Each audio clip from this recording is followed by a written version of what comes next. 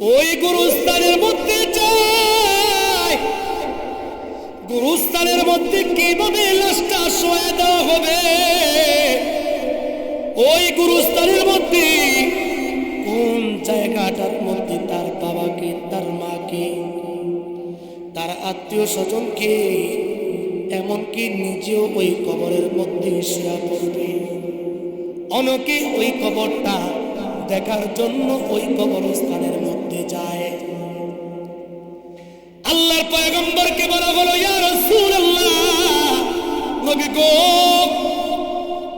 মানুষগুলা একজন ব্যক্তির কবর তৈরি করার জন্য ওই মানুষগুলা ওই জায়গার মধ্যে জমায়েত হয়েছে, একত্রিত হয়েছে। আল্লাহর পয়গম্বর নবীজি বিচলিত হয়ে গেলেন।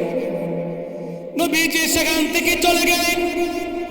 যাওয়ার পর পয়গম্বর নবীজি ধীরে ধীরে চলে গেলেন কবরের কাছে। কবরের পাশে গিয়ে বসে নবীজি বসে পড়লেন। নবীজি কবরের পাশে বসার পর নবীজি চোখ দিয়ে টপ টপ করে পানি ফেলতে শুরু করলেন। নবীজি এমন ভাবে কান্না কাটি শুরু করছে, হযরতে বারা ইবনে আযিব রাদিয়াল্লাহু তাআলা আনহু বলেন, আল্লাহর পয়গম্বর কবরস্থানের মধ্যে চলে গেছে। কবরের কাছে গিয়া নবীজি কবরের পাশে গিয়া বসে পড়ছে।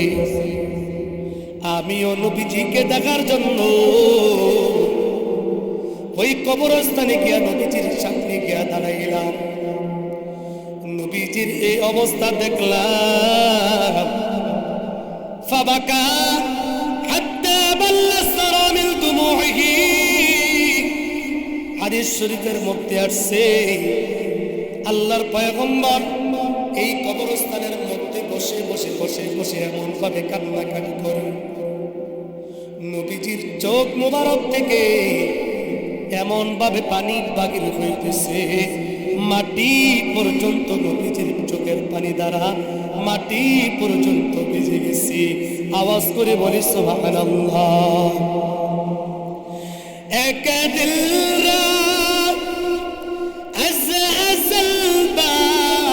عشق خود بل خودتر شیر و شکل و بلاز بدم زنده خدا حضرت نور محمد مصطفی را از ازل با کمال دل بری از ممتاز عالم خدا।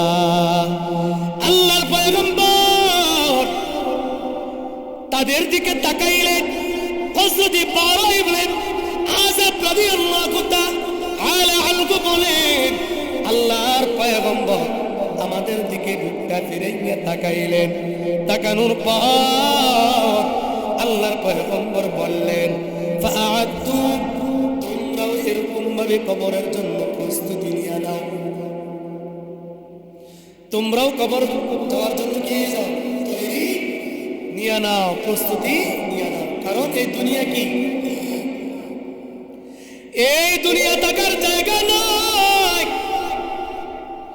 এই দুনিয়া যতই দেখতে সুন্দর, এই দুনিয়ার মধ্যে খাইতে যত ভালো, এই দুনিয়ার বুকে চলতে যতই মজা, এই দুনিয়ার দিকে তাকাইলে আমাদের যতই ভালো লাগে, কিন্তু বাবা সব ছেড়ে একদিন আমাদের চলে যাইতে হবে।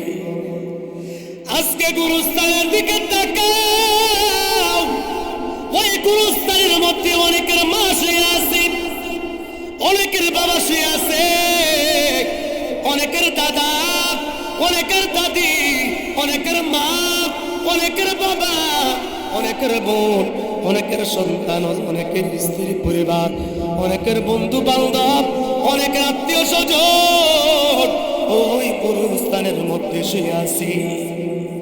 ওই গুরুস্থানের মধ্যে তো অনেক বেনামাজি, অনেক নামাজি, অনেক রোজাদার, অনেক বেরোজগার কবরের মধ্যে শুয়ে আছে।